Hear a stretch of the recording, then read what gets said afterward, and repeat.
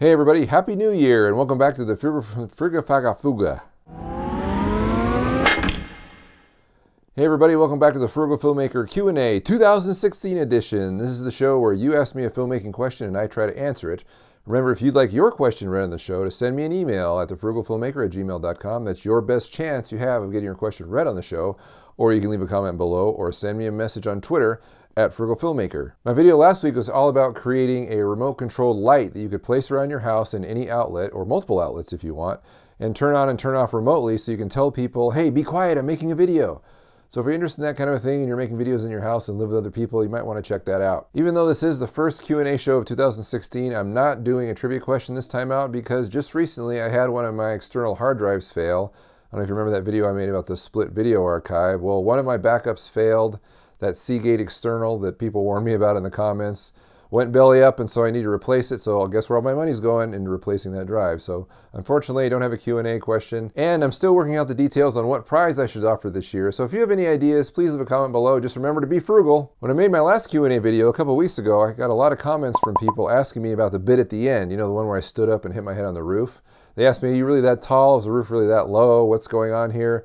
And I think some of you knew that I was kind of playing a visual practical joke, and others didn't. But yes, it was a visual gag, an editing trick, if you will, because it was a match cut for me standing up from my chair, and then me coming up into frame with the ceiling while I was standing on a chair.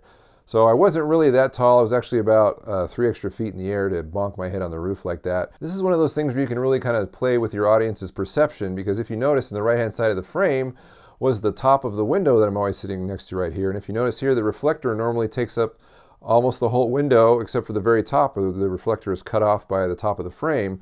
However, in that shot where I stood up, the top of the reflector was at the bottom of the frame and the top of the window. But if you hung around to the end of the video, I showed you how I was actually lifting the reflector up in the air. So it wasn't really sitting here like this and then right near the roof up here. It was actually about 3 feet up in the air along with me to make it look like I was near the roof.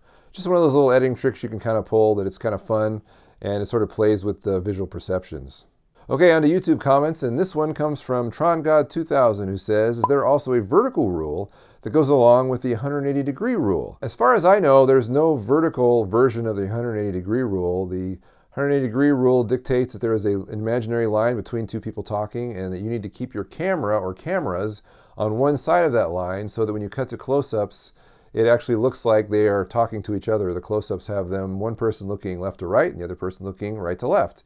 That way it's not confusing, because if they're not facing each other and you've already set up a wider shot where they are facing each other, it can get confusing. The only reason you want to do this is because you might want to create disorientation or confusion in the viewer. And I guarantee that it does work, because you are confused when this rule isn't applied.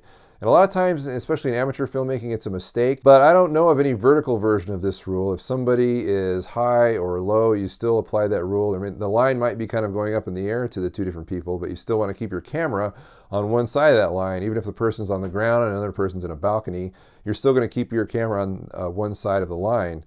Now, it does get confusing in ensemble situations where you have a group of people talking to each other, because that imaginary line is going to move between the two people talking, and that can change several times. You just have to remember where that line is, keep track of it, and make sure your camera stays on one side of it if you want to keep everything orderly and understandable. Okay, on to email, and our first question comes from Phase 1 Legacy Productions, who says, I'm filming some in-vehicle scenes, and I'm wondering what are some techniques to film a two-character in-car scene as far as sound, recording the dialogue. I've done a few car scenes before, and my favorite way to capture sound in a car is to mount lav mics in the visors right above the actors' heads. The bubble pattern of the lav mic actually creates a really good way to record sound, plus they're really small and they're easy to conceal. However, I got burned doing this once, because the first time I did it, it was in a car that wasn't moving and we were faking that it was moving, so the sound recorded fine. But the next time I did it was in an actual moving car, and the microphones, the wires or something actually picked up the low frequency or the high frequency noise created by the engine. So that got recorded as well, and I had to do ADR on the whole scene, and that sucked. I hated that. So my advice would be that if you're not moving, an easy way to do it is just to mount lavs in the visors. If you are moving, you could probably do what everybody else does, which is just to put a microphone down below or in between the actors and then move back and forth, depending on who's talking, kind of like you would in a dialogue scene anyway. Or if you're lucky enough to have two shotgun microphones or two microphones, you can just have each actor have their own individual microphone and record it that way. At any rate, I would be curious to hear what everybody else would do in a car scene to record sound and share it with Phase 1 Legacy Productions. Next up is Harold Wong, who says, in photography, a wide-angle lens will distort an up-close image and make you look fatter. Since your camera is about 3 feet away, why isn't this distortion showing up? What am I missing unless you're super skinny and the distortion is now making you look normal? Well, I'm not super skinny. I guess I'm kind of skinny. And this lens is it's about 3 or 4 feet away, but it is a 28 millimeter lens. It's not super wide. I've got a 20 millimeter that would really distort. But first of all, this lens isn't really close up. It's sort of at a medium distance. I mean, this is a medium shot we're getting. We're not getting a close up. I mean, it's still a wide lens. It's just not as detectable as if it were a wider lens.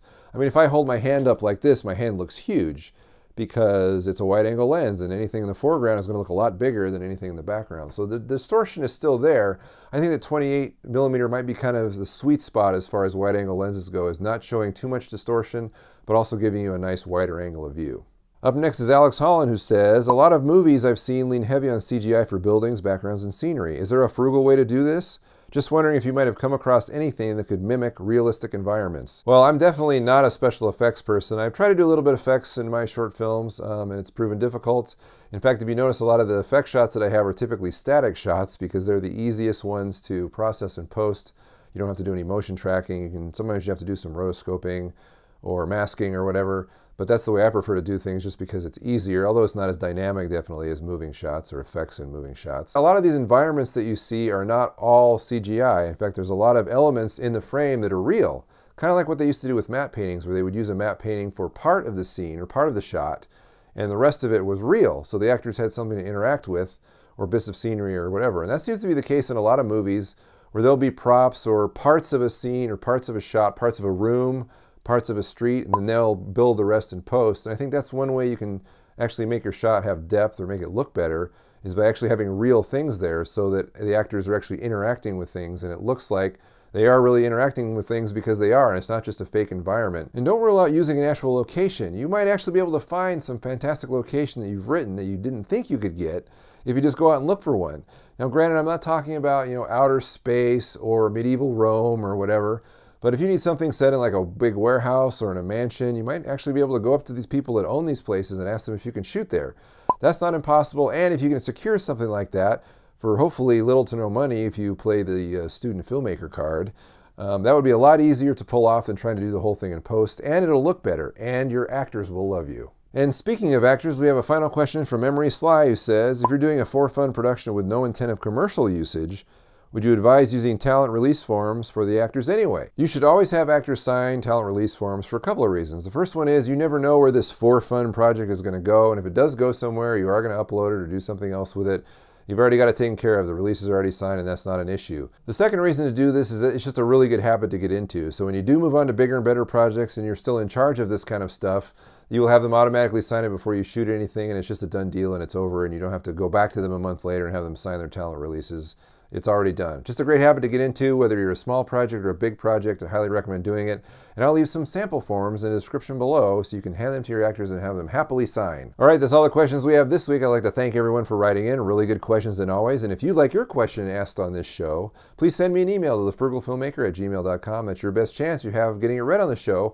Or you can comment below, or you can leave me a message on Twitter @FrugalFilmmaker. Later this week, we'll have an official Frugal Filmmaker video on the following Monday, a Q&A. We'll see you then. Bye-bye.